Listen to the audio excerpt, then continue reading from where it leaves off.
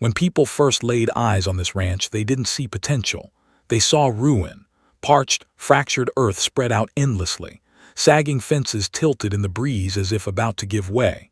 Empty barns sat with corroded roofs, no longer serving any purpose, and the quiet was oppressive. No livestock, no motion, no sign of life at all, just ground that had gradually given in. For years, various people attempted to rescue it.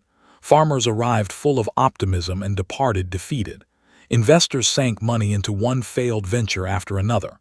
Some experimented with raising cattle. Others installed irrigation setups too costly to sustain. A handful even tried programs to restore the soil, yet nothing succeeded. The land pushed back against every effort. It was worn out, parched, and impossible to predict. Eventually, everyone gave up trying. And once people stop trying, a place starts dying in two ways, first in a physical sense, then in how it's remembered. Over time, the property earned a new label. It wasn't simply a failed farm anymore. It became known as the worst ranch in the country. Somewhere drivers passed without slowing down. Somewhere that had lost all worth. A hopeless investment to anyone who knew anything about agriculture. And for a long stretch, that's how things stayed. Neglected, overlooked, sitting there until someone either restored it or wiped it away for good. Then something nobody expected occurred. A wealthy businessman caught wind of it, not from ads or pitch meetings, but through word of mouth. Tales of a stretch of land that had beaten every person who tried to tame it. Most assumed he'd dismiss it outright, since wealthy people generally don't seek out problems. They look for things that already run smoothly. But rather than brushing it aside, his interest was piqued. And intrigue is frequently where major choices begin. One morning he showed up at the ranch. But unlike everyone before him, he arrived without a squad of advisors. No engineers, no analysts trailing behind, no heavy machinery or gear, just himself facing the challenge alone. He walked onto the property and began moving across it, unhurried, deliberate, taking everything in. He ran his hand through the dust and noticed how parched it was. He examined the fissures running across the earth. He noted which way the wind blew. He noticed details everyone else had overlooked for ages, and he continued wandering for hours. At some point, a bystander asked what he was up to, questioning why he'd bother with land that had already been defeated. He stopped, surveyed the barren fields, and offered a response that caught everyone off guard. "This land isn't dead, it's just waiting." To most listeners, the remark seemed nonsensical, since by all appearances the land was finished, nothing growing, nothing surviving, no hint of a comeback. But the businessman wasn't focused on its current state. He was picturing what it might become again. And that distinction changes everything when it comes to farming. Then came a choice that stunned everybody. Rather than restoring the land through conventional means, he purchased it outright. The country's most notorious failed ranch, a place everyone else had already dismissed. Ground deemed too far gone to save. Even so, he saw enough worth in it to commit serious money. What followed baffled people even further. After the purchase, he didn't rush into rebuilding. No massive machinery rolled in. No large-scale irrigation got installed. He didn't force crops back into the ground. He didn't try to dominate the land the way farming traditionally demands. Instead, he took a completely different route, letting nature lead the way, though not by neglecting the land but by steering it in a new direction. Then he brought in something that seemed baffling to conventional farmers: wild bison. These weren't standard livestock. Bison are massive, forceful, and unpredictable. They travel in herds and physically reshape terrain as they move through it. Most ranchers steer clear of them entirely because they're hard to manage and essentially uncontrollable in the usual sense. But that was the whole point. He wasn't out to dominate nature anymore. He was trying to bring it back. Gradually, almost imperceptibly at first, something strange began unfolding on the land, something that would eventually transform everything, though at the outset it was nearly undetectable. Initially, nothing appeared different. The ground still looked dry, still felt empty, still held that same heavy quiet that had defined it for years. From a distance, it seemed like nothing had shifted at all. That's precisely why most onlookers lost interest, because in farming, people anticipate fast outcomes, visible momentum, quick confirmation that a method is working. But nature doesn't follow human schedules. It moves gradually and without fanfare. So while critics moved on, writing the whole venture off as one more doomed attempt, changes were unfolding out of sight. The bison had started adjusting.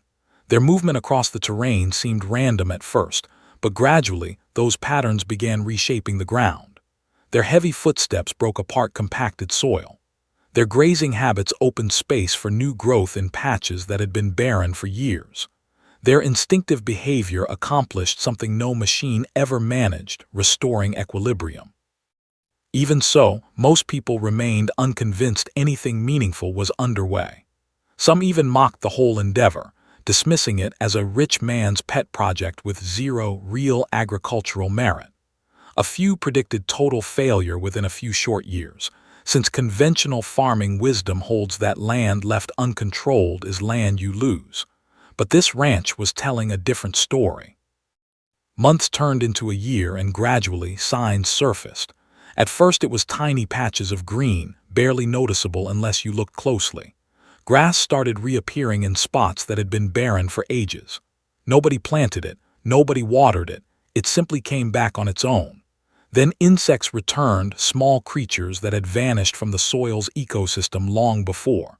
And wherever insects reappear, birds aren't far behind. They started circling the ranch once more, sparse at first, then in growing numbers. The silence that had once defined this place began to lift. It was no longer empty, it was coming back to life.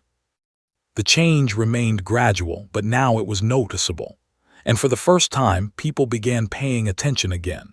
Farmers who had once dismissed the ranch started showing up, not to criticize this time, but to watch and learn, because what they observed didn't match traditional farming expectations.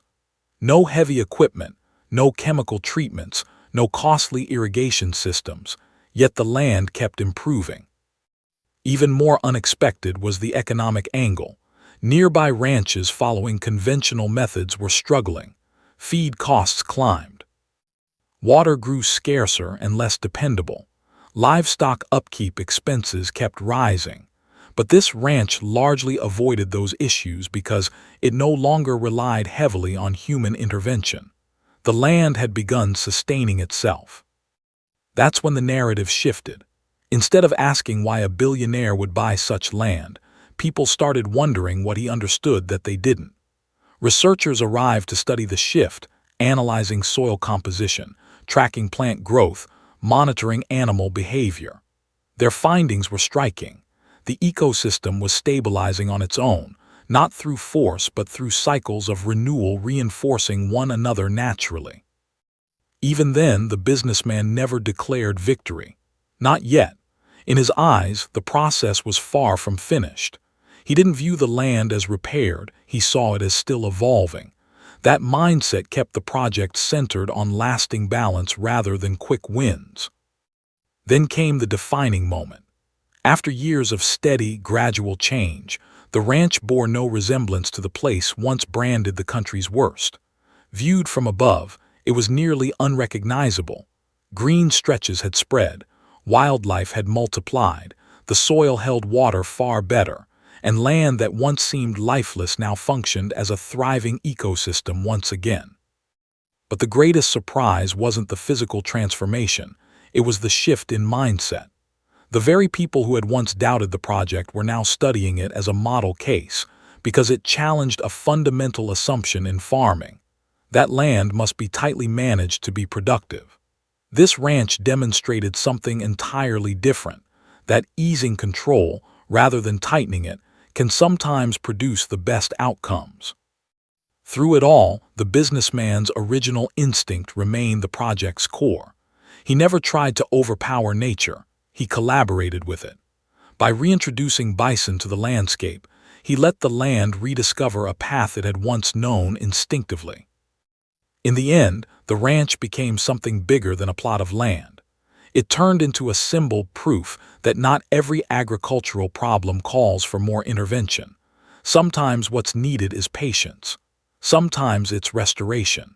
And sometimes the most powerful move is simply stepping back and letting nature do what it has always known how to do.